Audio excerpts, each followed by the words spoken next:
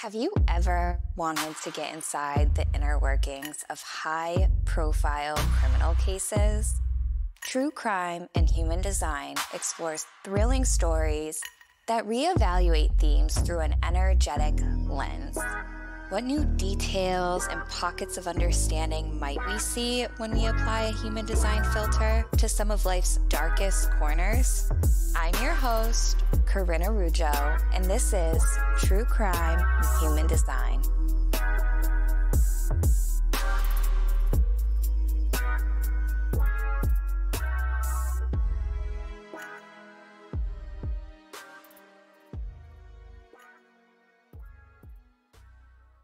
Hello, loves. I am so excited. Today we are having a very special guest, Donna, and Donna and I are going to explore Aileen Wuornos together for you. Before we dive in, though, Donna, tell us about you. Hi, thank you so much for having me here. My name is Donna. I created Human Design Shadow. And Human Design Shadow is essentially the psychology, not self, trauma-based version of human design. Obviously, we use regular human design, but our perspective on it is more based on the shadow, the subconscious, the not self, and what really got people to where they are today based on their childhood traumas. And then we work a lot on how to heal that as well. So I was so excited to do this because I just think it's so fascinating how people have grown up, how people were raised, and how it can affect who they are. So I love diving into her traumas and some of her psychological theories behind everything. It's just so fascinating. I'm so excited. Thank you for having it. There's so much alignment between the two of us, and I just love the work you do. Oh, can you share your human design? Oh, sure. Whatever part you find relevant. Yeah. So I'm a 1-3 manifesting generator. I'm a sacral defined, completely open, solar plexus, undefined ajna, and crown. I have a lot of channels. So for me, I did a lot of work on deconditioning my solar plexus because it's completely open, and there's definitely some issues there. But I had a lot of shadows in my definition. So that's something that I want to talk to you about, Aileen, and also it's something that I explore with other people too, the shadows in the definition. Yeah, because I feel like this is what you're saying too, is that there's so much emphasis placed on really your open areas. I call them your receptors, or if they're open or undefined, because that's what they're doing is they're absorbing that energy.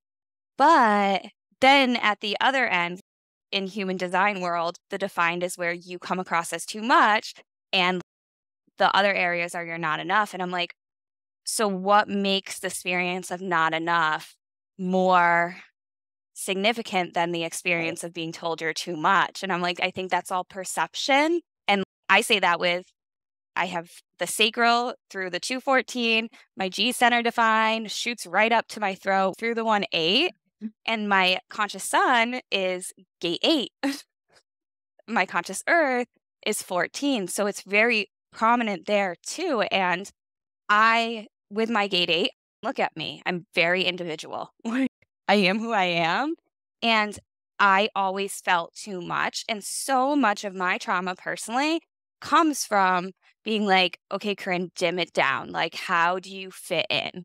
How do you mold yourself to fit in and not be too much? And I'm meant to be super eccentric. I'm meant to be too. Yeah. So I love that you mentioned that. Yay!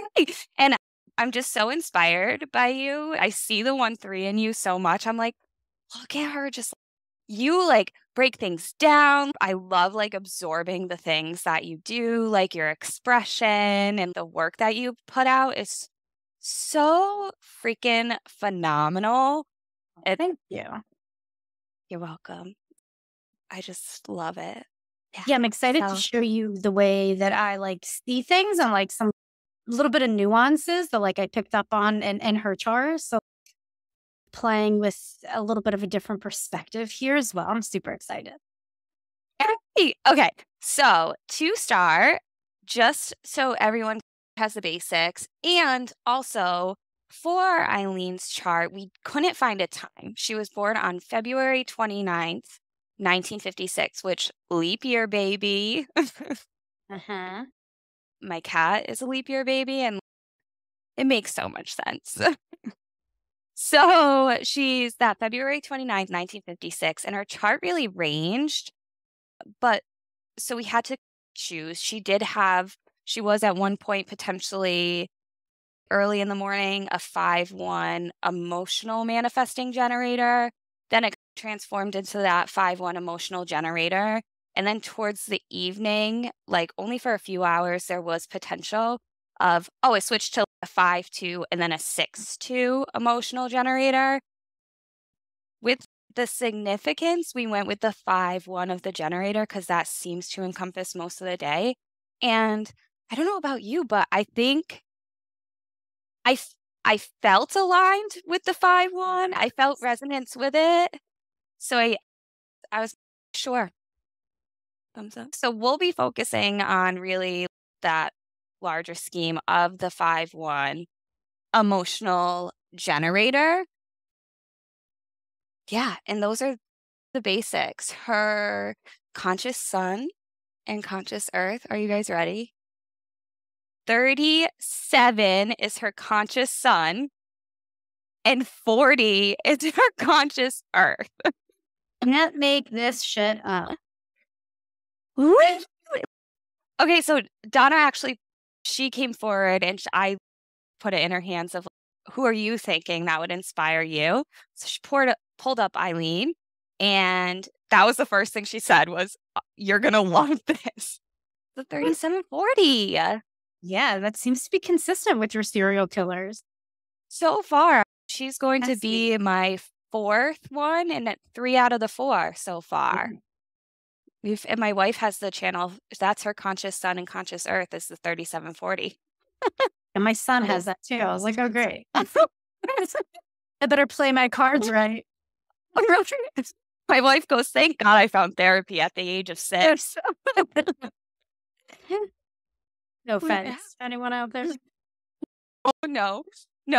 She's lots of sensitivities. Richard Ramirez, if you haven't watched him, she has very similar that I mentioned in there. And it all can just make you a little more prone to anxiety. So with all that said, I do want to go through Eileen's timeline because it's of extreme significance to really address hers. To start, her mom had her at 16, and they said that her dad was 19 and she never had met her dad. And her dad actually committed suicide in prison. He was in prison because he raped a 7-year-old girl. So mom abandoned Aileen at 6 months old with her brother Keith. Keith was, I believe, 11 months older than her. And she has them live with, ultimately, mom sends her away to her parents. So this was Eileen's maternal grandparents. Her grandfather was a very abusive alcoholic, and there has been reported sexual abuse. Her grandmother died, actually, from cirrhosis of the liver when Aileen was 15 years old. So clearly there's that alcoholism running there. And her brother, there are reports that there were trauma-reactive sexualized behavior between him and Aileen. Her brother did die from cancer in the 1980s. I want to emphasize, too, that you heard me say they're trauma-reactive sexualized behaviors. There's a ton of trauma. There's a ton of abuse going on in this household. So what we see with these external behaviors, whether they're physical, whether they're verbal, or whether they're sexual in nature, abuse triggers those reactive behaviors. And it's really dependent on the energy. It's dependent on the experience. It's dependent on the person of how they're expressing it. So for kids I've worked with that have been what the law would consider them perpetrators of child-on-child sexual abuse, their external behaviors, physical and verbal behaviors, were literally so repressed. The parents or the foster, the system was like, we have to do cognitive behavioral therapy, and that's not helping the trauma. So the trauma is still acting. So the last stop shop kind of thing was seen in those sexual behaviors. But for these kids, people would have no idea of their case and that it had any sort of sexual reactive behaviors. If you got to know them, if you worked with them, if you spent time with them, because again, when we started working on their trauma, those behaviors weren't of significance at all. So the trauma reactive sexualized behaviors, part of the language and part of the misunderstanding out there, and why I'm addressing this too, is because child on child sexual abuse is a very real thing. It's still very significant, again, even though it's trauma reactive. However, it's painted in these pictures of the kids were engaging in sex. Well, they can't consent to it. So no, they're not. So it's really, I just think it's extremely important to address that, because even with language for, say, her grandfather was accused of sexually abusing her, there's language out there that'll say she was having sex with her grandpa. No, she wasn't. She was being raped by her grandfather. For children, it gets a little confusing. But again, they can't consent and they're acting out these behaviors because of something. I think it's important to also note that, like, her grandfather would drown cats in front of her Yes. just to see her reaction. He did have friends come over and rape her as well. Then the neighborhood pedophile was said to have impregnated her. I'm sure you're getting to that part. Sorry. No, oh my God, don't be sorry. Classic I love this. MG. I'm like, Yeah, I'm here. yeah. I'm here. And even her grandmother didn't do anything about it. She was also an alcoholic. And that really made me think of whether her mother had gone through the same thing, because I find it hard to believe that they only abused Aileen and not her mother if she came from the same household. So I wonder how much of this, and we can look at this when we get to the chart, is generational. Bingo. First of all, love that you jumped in, because this is not just me, it's us together. So love that you added that in. There's a report that a lot of the family was coming forward to the mom and pressuring her mom, saying, you need to give the kids up, you need to give the kids up, you need to give the kids up, you need to give the kids up. Just even the recognition of the word pressuring says, okay, she clearly was resistant to it. What are the reasons? And obviously, we have a vast amount of reasons to explore in comparison to maybe a family that isn't raping a child, ultimately. Yeah. So clearly, there's abuse occurring in the home. So why was she resistant to it? And felt like she was being pressured to do it. At 11, even though there are mixed reports that, and she did start using her body as a tool. And this is, again, it's a sign of sexual abuse occurring. It's a sexualized expression. It's a sexualized coping strategy. It's sexual in nature. So for her, she's using her body as a tool to get things she wants. And so she was using her body to get cigarettes, to get beer, to get those types of things. Records mainly say 11, but then there are reports that say 9. It's probably for as long as she can remember. Sure. That she was using her body like that. I Yeah, think and she then also noticed that it got her attention from the kids at school. bingo. Because I know she was being bullied. I'm sure she wasn't dressed or bathed all the time. So I'm sure she was getting bullied. And that started to get her attention from the boys. And that's not always good attention. That's the thing, is it doesn't really matter at that point what type of attention you're getting attention, and what you know is just that need of attention is being filled. Sure. Yeah. Yeah, and I love that you mentioned her hygiene too, on top of it. And to add in the sexual abuse, we don't know how she was responding when it came to hygiene. She could have even more so not wanted to wash her body, not wanted to touch her body. That can very much play a role.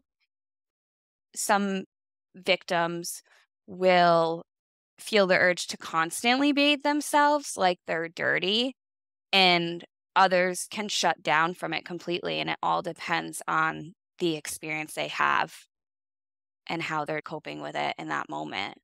But she definitely wasn't getting attention, and her friend did say all of a sudden after the court hearings, all of a sudden all these people are like, "I was nice to her. I gave her this. I But gave her that." And they were who were like, you "You were for? awful to her." Yeah.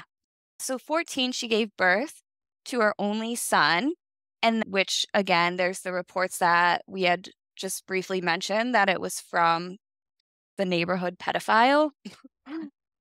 And then she was kicked out of her grandfather's house and living in the woods down the street at 15 years old. Mind you, she's in Michigan. She's not in, regardless of being kicked out of the house is still bad, but take into account the weather. The weather, yeah.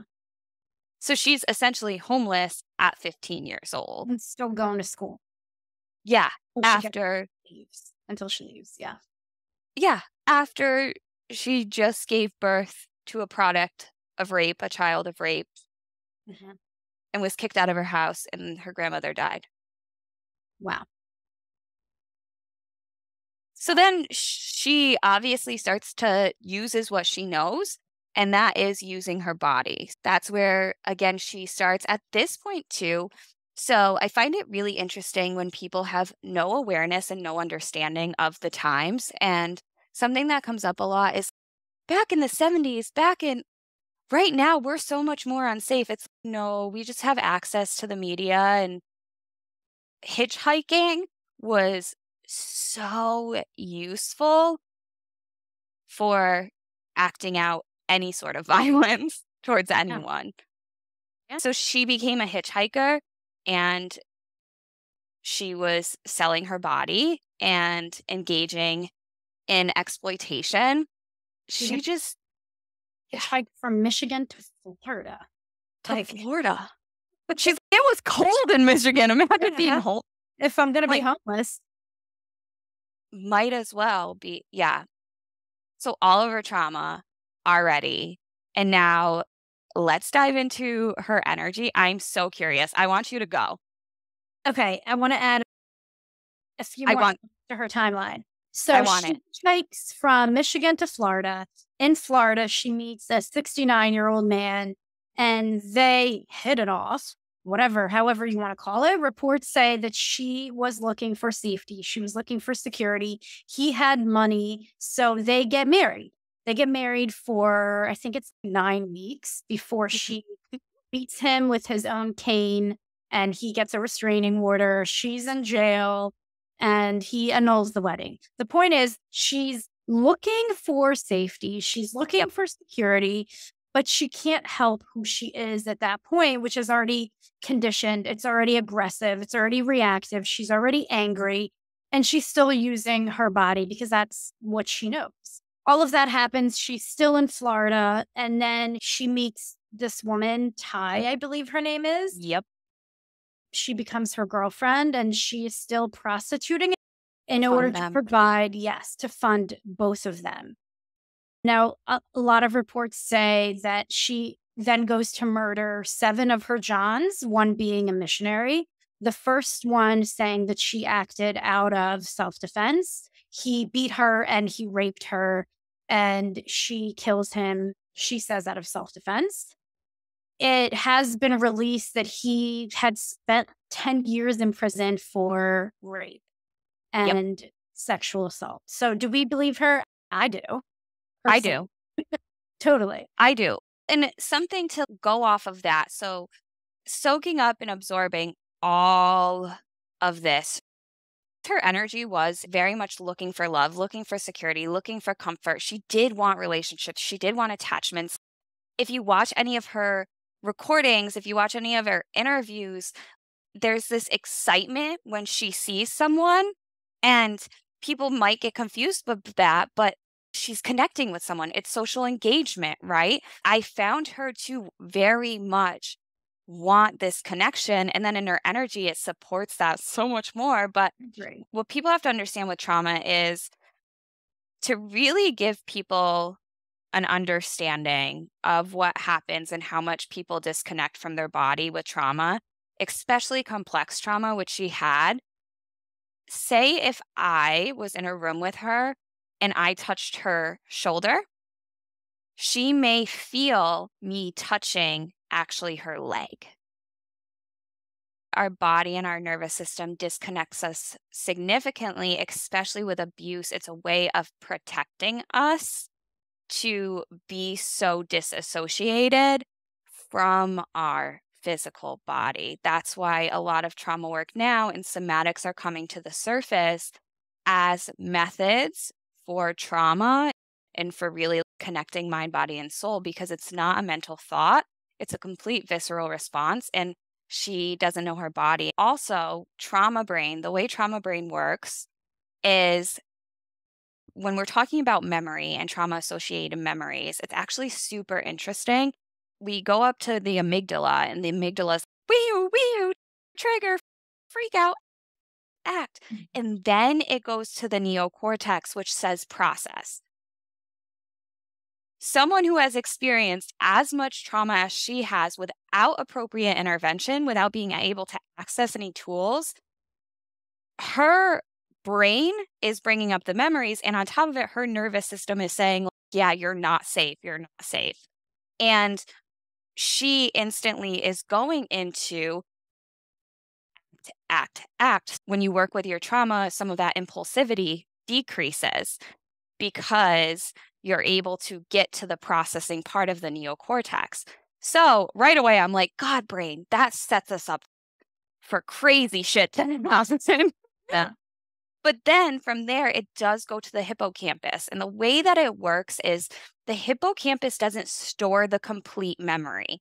It stores the feeling in your body, and it holds on to the sensations and, yeah, more or less the sensations. So that's why things are triggers. And you're like, but why is this coming up right now? Something in that environment, something in that situation just triggered it, and your hippocampus does not restore the original full picture. Mhm. So with her, that's why we do have people are maybe she wasn't acting in what was self-defense or what people I believe she was acting in self-defense, Yeah. but people look at self-defense as really black and white. And just knowing trauma brain like that, for her, that very much was self-defense. Right. Yeah. I agree with that. Yeah. I'm shocked almost that it took her as long. But again, let's dive into her energy, because I can see why it took her how many years. In 1989 to 1990, she killed 7 men. Yeah. So it took her how many years to actually eventually kill someone when she had plenty of opportunity, because her life was, she Sure. had to figure out how to survive. Yeah. When I think about like her original relationship, our very first relationship is so important for setting the tone for the rest of our life, right? It's attachment theory. Her mom abandons her, leaves her where she knows there is going to be abuse. She knows it.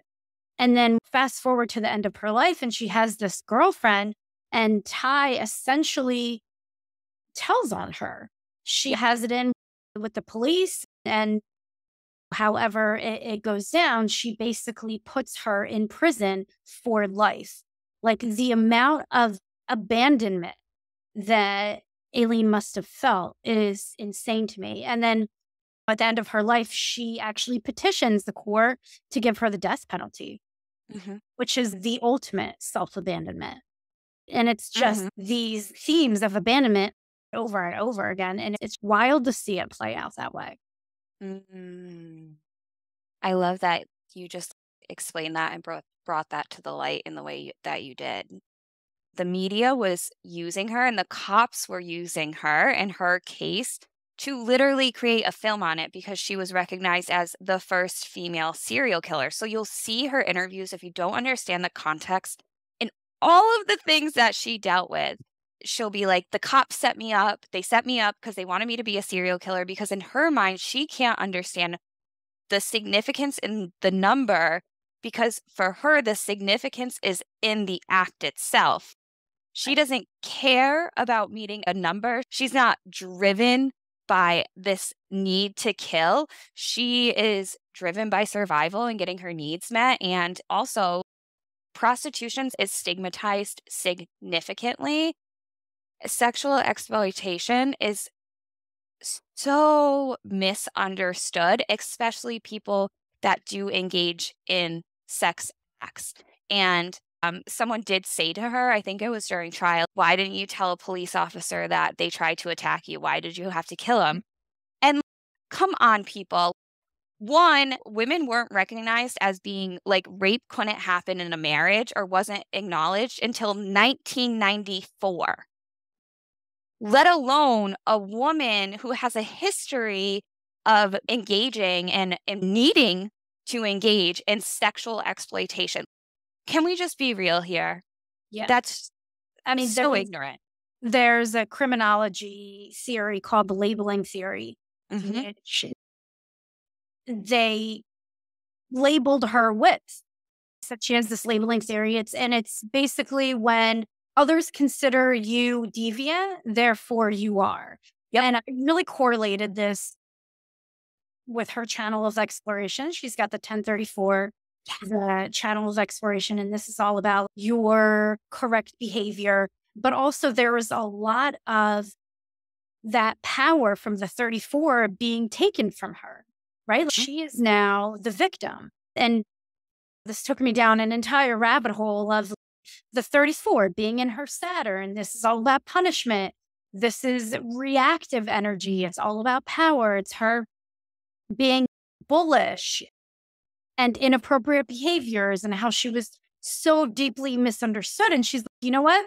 And subconsciously, right? This is not conscious. If my behavior as a prostitute is already seen as deviant and I'm already seen in this way by police officers, by family members, by society, I might as well just continue this behavior. I'm a horrible person, right? I'm a bully. I'm inappropriate. I do all these wrong things. Therefore I am. And then that becomes her correct behavior based on those subconscious beliefs.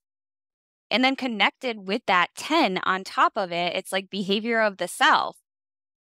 That's all about the self too. So it's like accepting yourself for that behavior. So, okay, I accept myself as a prostitute, and this just goes along with it. Which we see too, the 3740 as well coming into play with that. If this is what I am, this is what I am, and you're going to feel it, and I'm going to make you feel it, and this is what I desire. And at that point, her needs aren't being met, so she's learning to adapt and throw things in your face. I have to do it, and it's not even like she's attempting to throw things in your face. She knows what people are saying about her, but no one's listening to her. All of these people knew all of this about her abuse. Where was the intervention? Right. And this is where systemically, too, we allow these people and these acts to continue, because why was she pregnant at 14? And I'm sorry, it would just scream abuse. Where was the school system? Where were the educators making reports? Where was the justice system? Right. Yeah. No one stepped in. And yeah. Especially, you mentioned the 3740. This is about needing your people. Bingo. And your community, and the community failed her. And one of the other theories that she was identified with having is the theory of control. And I promise this is my last criminology theory. What the theory of control says is that your behavior can be influenced by your social group, and weak bonds between individuals and society free people to deviate against the norm. Society failed her. They labeled her, and then they controlled her. So she was just playing out the role that was laid out for her. Now, am I making excuses for her being a serial killer? Maybe. See, Yeah. Well, yeah. And that's something I mentioned too when I think it was my intention is you can consider this as an excuse. We are laying out reasons why this happens, right. right? An excuse is literally excusing the behavior and saying, oh, you could go do that. A reason is shining the light on the ways and the circumstances and the facts behind the situation. Really, what we're doing is trying to put it out there more of what happens when the system fails Yeah. on us being people. This is a huge system when we're like this one little individual in it. And Yeah. She was supposed to be protected and she wasn't. And when I came across those two theories, I was like, these correlate so perfectly with her only two channels.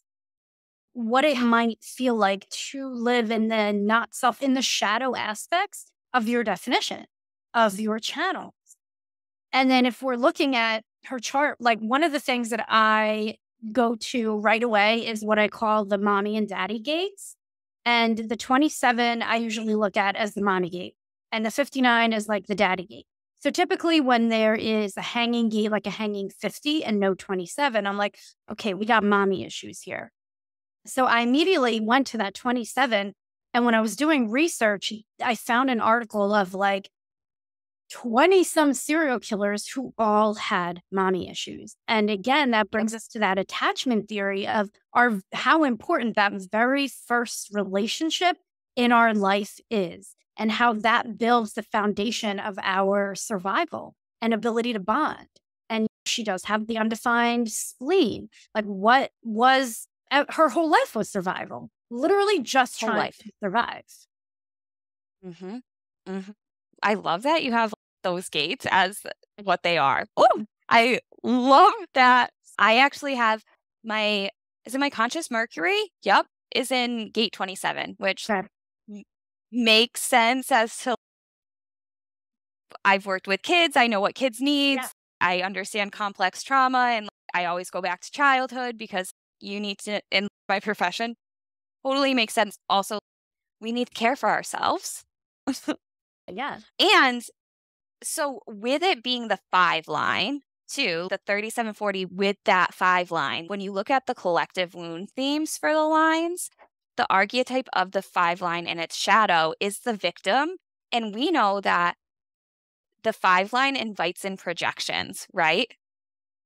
Yes.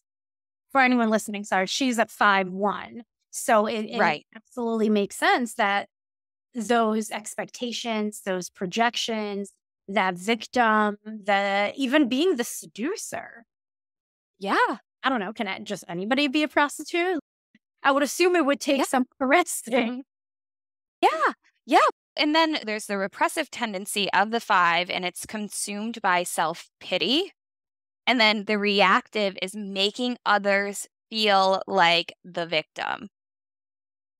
And you do see this. One, the 5 line, I do see the seducer, and it is labeled in some form of the specific gene keys, like whatever it's attached to. I believe the 5 line and one of the gene keys in one of the sequences has the name as the seducer, which makes total sense too, because the 5 line, it's inviting in these projections because people are really drawn to the 5 line. They see that you can help me fix the thing. You can help me fix the problem. They're fixers. You can help me. And maybe subconsciously they're not thinking that, but that happens. My mom's a 5'1". My father's a 5'1". And the amount of time I have spent being like, you can't fix everyone. Right. Who are you surrounding yourself with? Okay. That projection field is big too. Who you're surrounding yourself with is how you're going to potentially even see yourself more as. And with her, obviously, her attachments weren't healthy.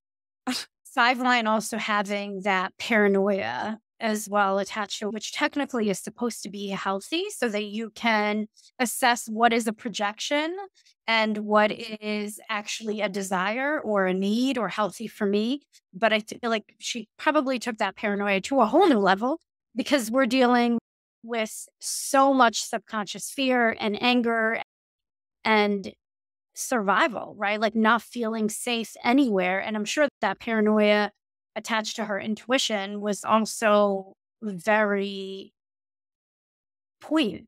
Like it was very sharp. She knew when she was in danger. You have to when you're living on the streets. Hmm. Yeah, I love that you brought in that paranoia aspect to it because the paranoia is a trauma response. There are some research studies, which I actually love, around schizophrenia potentially stemming from trauma, unresolved trauma. With the kids I've worked with, the kids that are in psychosis, you would think the way we've deemed psychosis is like this crazy thing. Anyone else hearing, oh, this kiddo deals with psychosis, we know, okay, the psychosis is related to the trauma. Ultimately, he, she, they, them are going into a major trauma response. And so we've painted a picture of psychosis very differently. With her situations, was she potentially, if you want to call it psychotic? Others may call her psychotic, but she has all these paranoias. She has all these fears. She's interpreting things as dangerous. She's on hyper alert. There's this hyper arousal. She thinks the cops have it in for her. She's not too far off. They probably most likely did have it in for her. Um, and they were trying to get a movie out of her with her ex-girlfriend. Yeah. So for her, is she really that far off? Right. Right. No. Even in prison, somebody adopted her. She had Yeah. a couple that adopted her while she was in prison. And then she realized that they were only trying to get a paycheck out of it and then basically dropped them. So Mhm. again, it's these things that just repeat themselves in these relationships, which brings me to she's a simple split. So when I know that someone is a simple split, I'm always looking at how are they living through their bridges. And she has the gate 6 bridge. So the gate 6 Mm. bridge is right. It's conflict in relationships. It's creating this, it's almost I hate to say like I attract this, but it's Uh-huh. it's like she magnetizes this conflict because of this bridge, because she is, I am broken, right? I am broken. I am not good enough. I am fucked up. This is just what happens. And that is the epitome of living in your bridge, which I thought Mm. was that very fascinating. And know what's so interesting? Know what pulled me in to her? And ironically, we were originally going to do this 2 days ago, which would have been the day after the eclipse, which is when gate 42 went into transit. Her IQ, according to the gene keys, is in 42. Real. Yep. So her conscious Venus is in 42, which we're in the transit of 42 right now. It's a sacral gate. It's reaching towards the root. It's not connected. She has a completely open root. And the IQ is really dealing with when she's stressed out. This is feeling of love, and it's connected to her teenage wounded mind. So the time period is 15 to 21. So we see the expressions of that 42 and what was she living like? What was her situation like while in between that time period of 15 to 21? What's the 42? This is the shadow of expectation, and you become a victim of your expectations. The dilemma is disappointment. The repressive expression is really grasping. So she has this inability to let go because she has a deeply rooted fear of change, which you do see again, like when she has those relationships, it's also heavily the 42 and the IQ in itself combined heavily deals with relationships and business. For her, transactional relationships were her business. Yeah. So having these expectations and will do anything to keep something the way that it is. you can see that in even how her ex-girlfriend, we don't know necessarily how their relationship went. I don't think Aileen was the whole problem in the situation. There's numerous accounts that Aileen was more or less the worker. She supported them, and it's that, right? She's not going to give up when she's stressed. What's she going to do? She doesn't want to let go of this relationship. There's multiple accounts that this is actually her love, and you can see that breakdown too in court of her loving her. And that's why she ended up coming forward anyways, because she didn't want Ty to be blamed or get charged with anything. And that's such a split definition thing of I love this person and I will see it through no matter what it takes over and over again, with the fear of intimacy and her 59 and her Gate 6 bridge. And then also that community and wanting that bond and wanting that family togetherness, but never really having it. Like it's always like just out of her grasp because of that abandonment and that rejection. Yeah. So when she's feeling unworthy of love, and then the other reactive side of it is being flaky, and that's avoiding to commitment because ultimately she wants to avoid disappointments. And so it's really an inability to follow through on anything or commit. When we don't follow through on anything, we're just like floating, right? When we're not like, okay, I'm going to do this thing, that's stopping you from floating. Like I'm a 6'2". I have to do the thing. Sometimes I gotta be pulled down to be like, okay, Yeah. Corrine, do the thing. I found this also very interesting because one of the key themes of trauma, I'm a trauma sensitive yoga facilitator, and in TCTSY, one of the key themes is under attachment theory.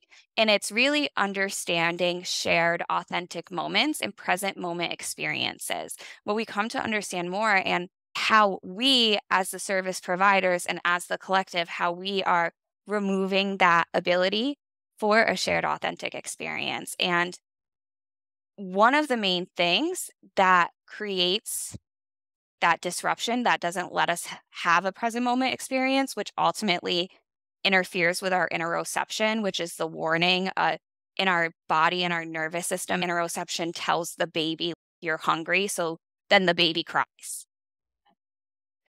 It tells, oh, you need this, and then we'll have a response after. That's the interoception. So what happens is it interferes with that interoception. You can't have a present moment experience, and this is why the world is spinning upside down, because ultimately you have this idea, you have an expectation. And that's why with this, I'm like, we're going to let it go and let it flow.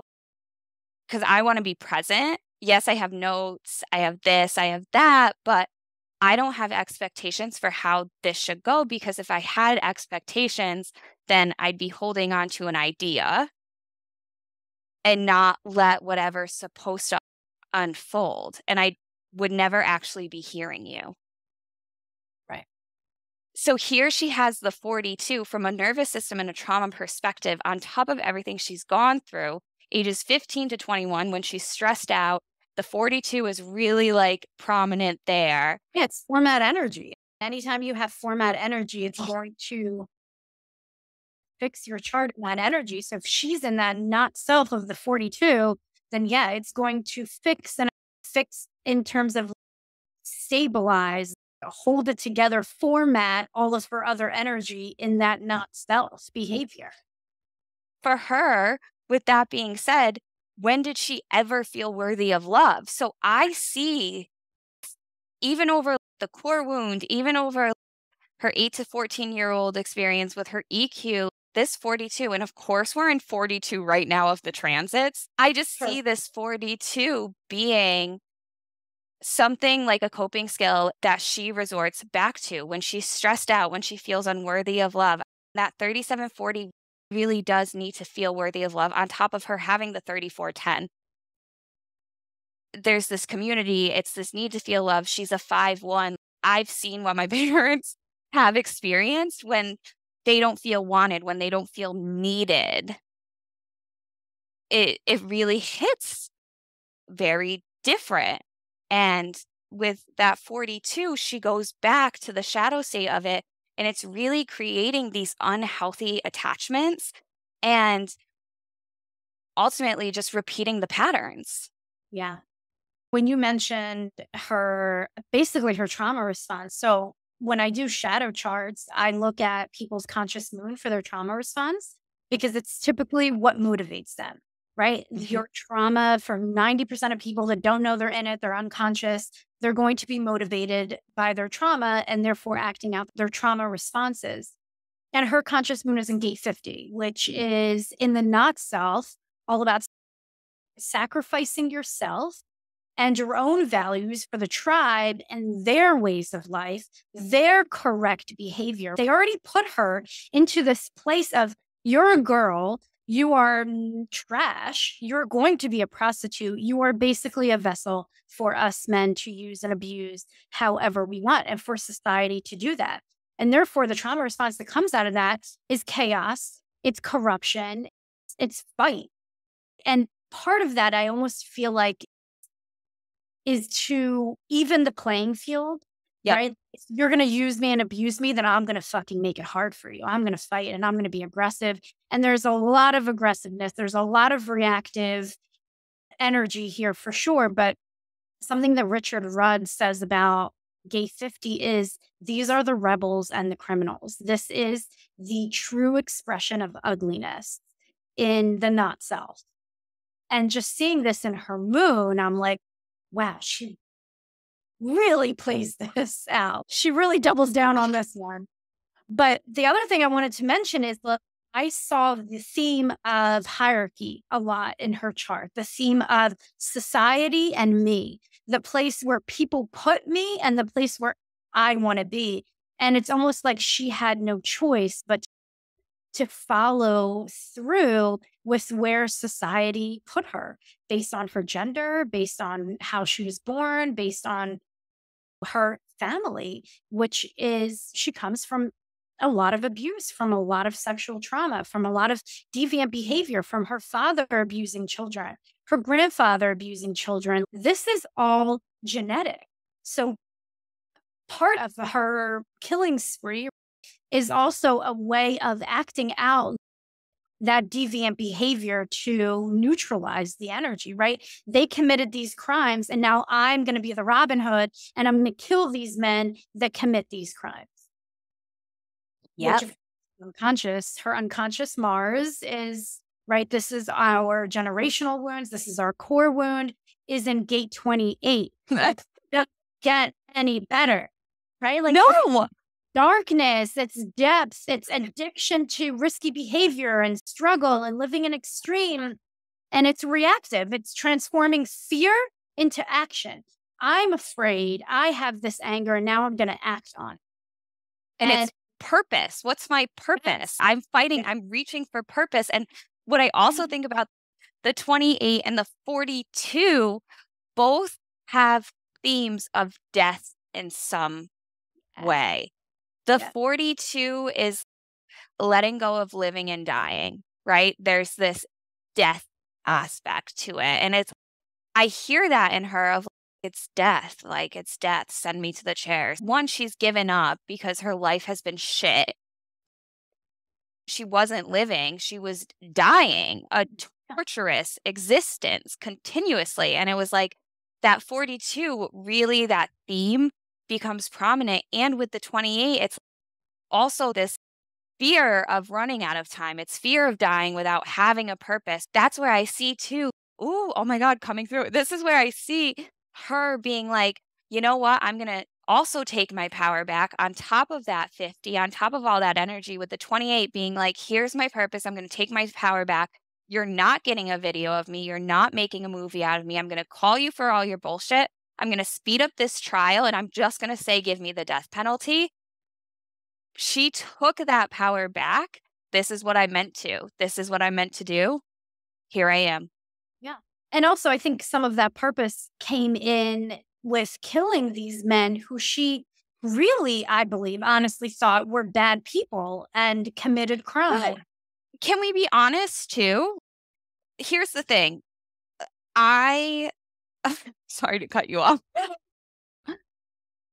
So part of my studies and part of my original trajectory was to go into the FBI and do undercover for human trafficking. Wow. Sexual abuse, actually, and special victims and human trafficking was my very first specialty. And what I quickly realized is everything is just trauma. And I just encompass all the tiers. But so I had wanted to go in for human trafficking because we see sexual exploitation as something completely different than what it actually is. It's right underneath our noses. Chances are, if you haven't lived the experience, someone that's lived the experience, whether or not you realize that too. So human trafficking happens right here, right now, in ways that they dramatize on TV. A huge focus was actually people that are hiring women. And it could be a man or men or non-binary, however you identify. The lens I look through it, that's perpetrator behavior.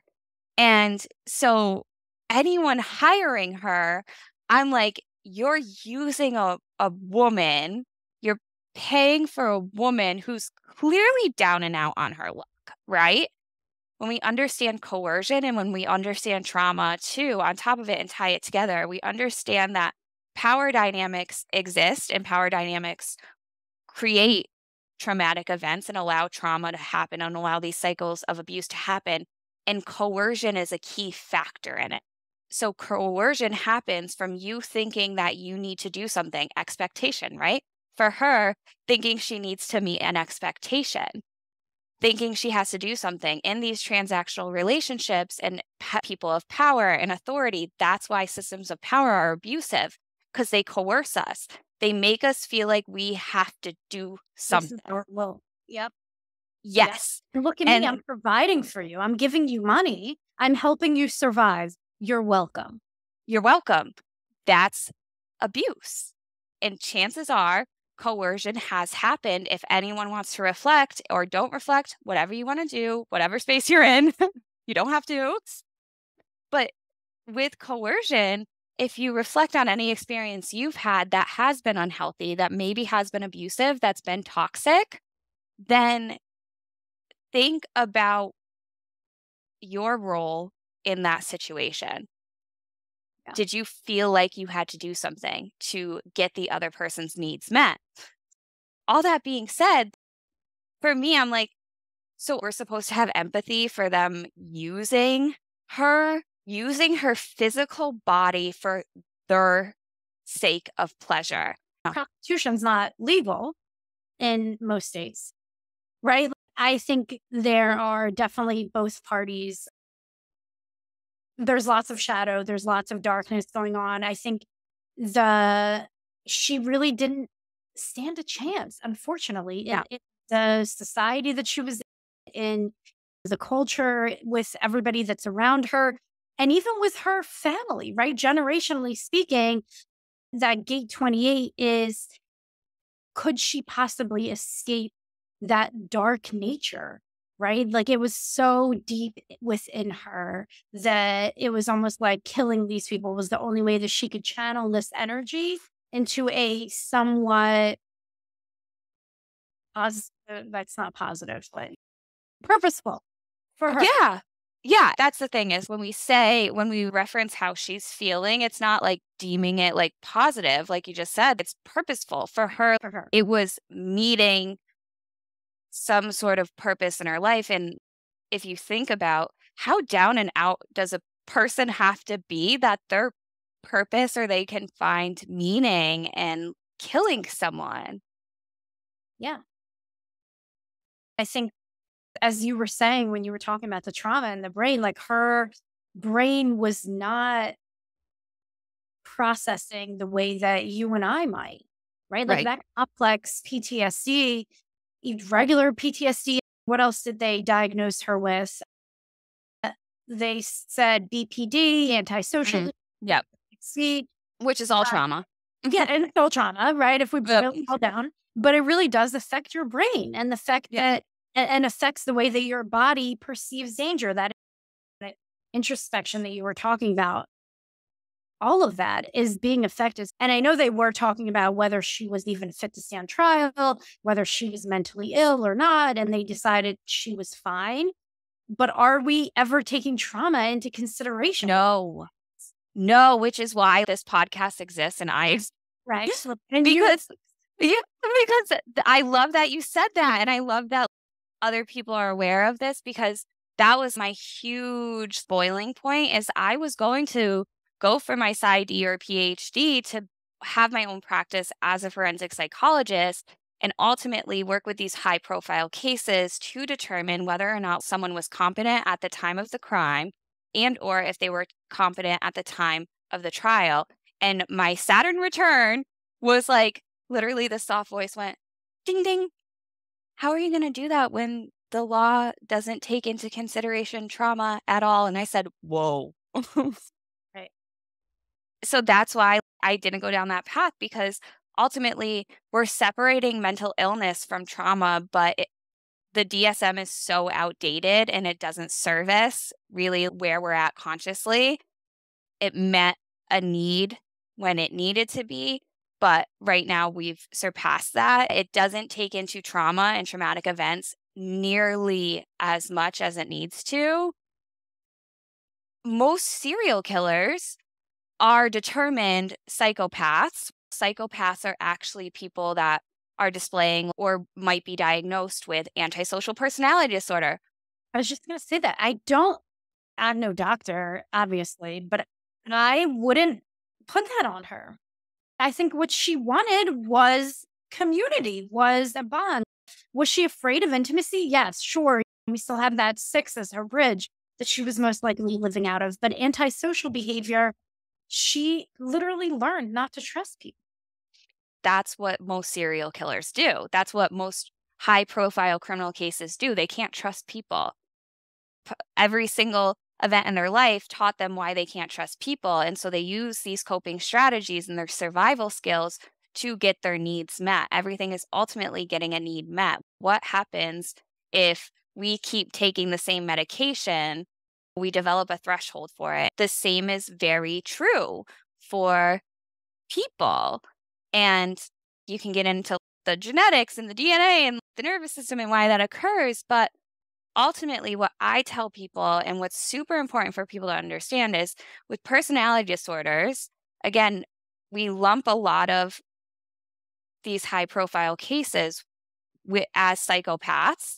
And what people fail to understand is it falls in the realm of personality disorders. And what people are even more failing to understand is that trauma is one of the only recognized things. Now, the DSM, or at least my teacher, which I already knew this, but she confirmed it, was saying, it literally says, you're not born with a personality disorder. It happens from unresolved trauma, which is all of the trauma cases I've worked with. They've shown and displayed all of the behaviors that will lead to this if something doesn't happen to intervene to get their needs met in a healthy way and they don't feel supported. And validated. And for her, she just, again, she screams, I want connection. And then that in her chart with her energy, the 3740 wants to be part of a community. In her conscious earth, yeah. That's her stability. Yeah. Yeah. Is providing for her community, being a pillar in her community. And you do see her take that power back in a way, right? For sure. And it's so interesting that her view is power.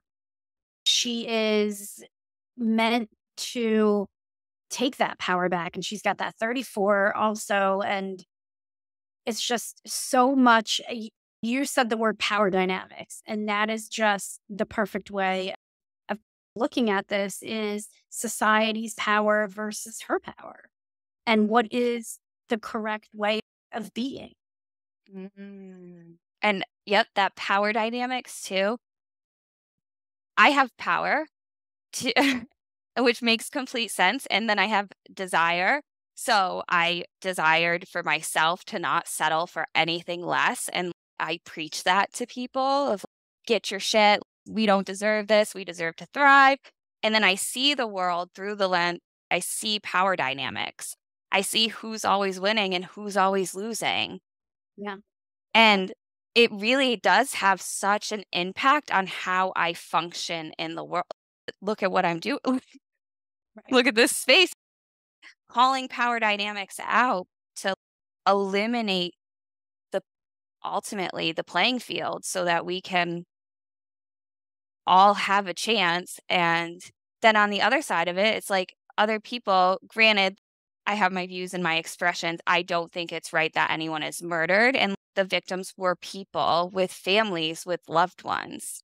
It's just so many lives are being lost. And we can't expect her to care about a life if we've never shown that we care about hers. Her Pluto in gate 29 actually saw this as like her repressive energy, whereas like everything else they totally could pinpoint active and anger, bully, taking out her aggression on other people, potentially rightfully. But her gate 29 and Pluto, I was like, this feels very repressive. Commitments that make you a victim because you see no other way of living life allows others to abuse them both consciously and unconsciously. Is this what my life is meant for? Is this who I am? And in the 3-5 line, too, she's gotta learn, she's gotta play. You're the 1-3. I don't need to preach what the 3 needs to do. And that 5, again, of the projections and even more reinforcing that victim status. Yes. Actually, I have a quote here from Richard Rudd. This is about gate 34, but it all fits in, right? It's the theme. And he says, even though these people are often perceived as life's bullies, they are deeply misunderstood. They have been conditioned to behave in this way and are unaware of what they are really doing. I have chills because before we got on this call, I also wrote that down. Did you? That's perfect. That is perfect for her. Yeah. And the main problem, communication and inappropriate behavior. Yes. And being that bully of she had to take her power back. She had to take control in some ways. And realistically, whether she was self-motivated, this is feeding herself of taking the power back. When you are trying to survive in the conditions that she was in, she did have to take some sort of power back. Sure. Yeah, absolutely. And we know that 34, she's a, whew, Yes, she's a force. for sure. She was. Yeah. Mhm. I love that. Yeah. It's fascinating. It's fascinating to unpack her traumas and the subconscious and how all of that stuff works. And then it was also just fascinating to see this energy play out. Even something as seemingly stupid as like her environment. She's a kitchen's environment. And like one of her favorite places where she met her girlfriend, where she was even arrested, was the biker bar. Even just seeing this play out in the littlest things, her energy, I'm like, you can't make the shit up. Here's human design validating again. Everything. Checking off every box. Checking off every box. Oh my God, I love that. Where she felt Oh, you're right. The bar. Literally arrested in the bar. Yeah. Yeah.